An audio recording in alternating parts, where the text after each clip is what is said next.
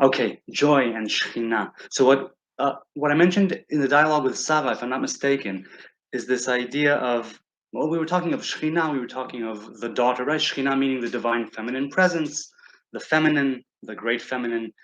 There's this idea of connected with Shekhinah, right? Shekhinah is represented with it's the moon and it's the people of Israel, it's humankind, it's creation, it's all kinds of different things. The idea with Shekhinah being uh, something where it operates in this world. It's a dwelling place, right? Much like the temple, much like the tabernacle where God's presence dwelt, the people of Israel, the land of Israel where God's presence dwells in a certain way, and to some extent over all of creation, as I said.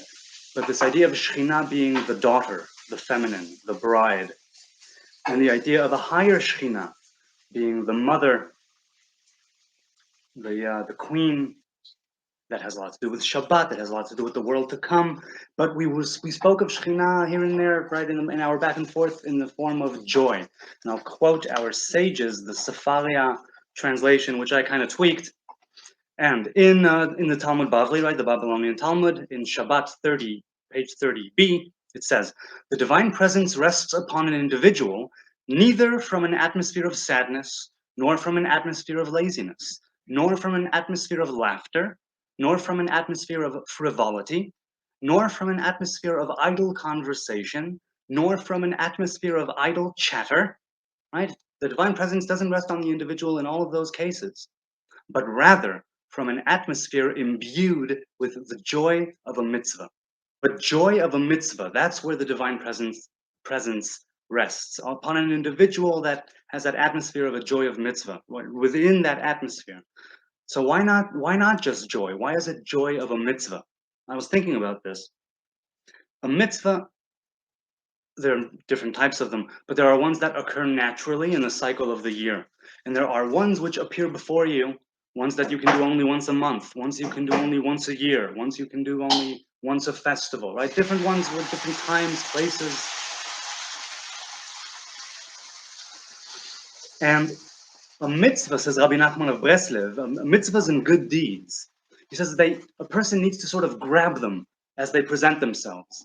We only have so much time. It's very finite. We spend so much of our time asleep. We spend a lot of our time at work. We spend, to grab a mitzvah, to grab a good deed, to sort of abduct them and take them to be your own, to not waste the opportunity when a mitzvah or a good deed presents itself, right, within the proper circumstances, parameters, whatever the case may be. It's to be mindful of the fact that things are finite, right? Memento mori. And the joy of a mitzvah is a joy where you decide, being an active participant in this life, let's say, even in things which are cyclic in nature, to grab them when they arrive.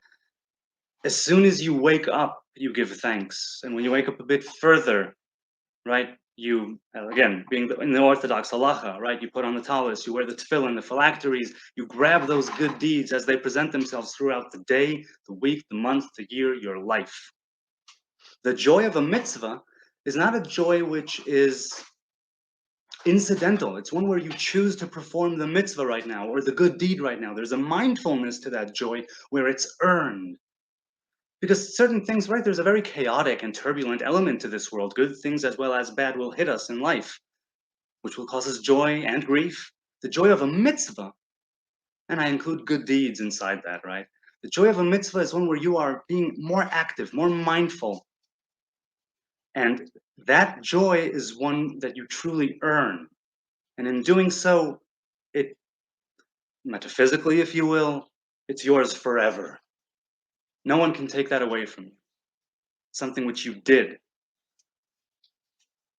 A Shekhinah which rests, right, the divine presence that rests on such an individual who, right, the divine presence, it rests upon the individual from an atmosphere imbued with the joy of a mitzvah. That's where that's where divinity can rest. Not here and there, but dwell with that joy of a mitzvah. The Shekhinah, the divine feminine presence, let's say, is awaiting its wedding day, awaiting to give birth to that world to come. The joy of a mitzvah is that mindfulness of beyond, of the transcendental. And that's why Hasidim and others, before they perform a mitzvah, they say what's called a l'shem yichud, for the unification, meaning the unification of the male and female. I set my mind and orient myself in such a way that this mitzvah will bring about the union of the male and female divine presence. Something like that. Shekhinah and this sort of joy, the joy of a mitzvah, there's a connection there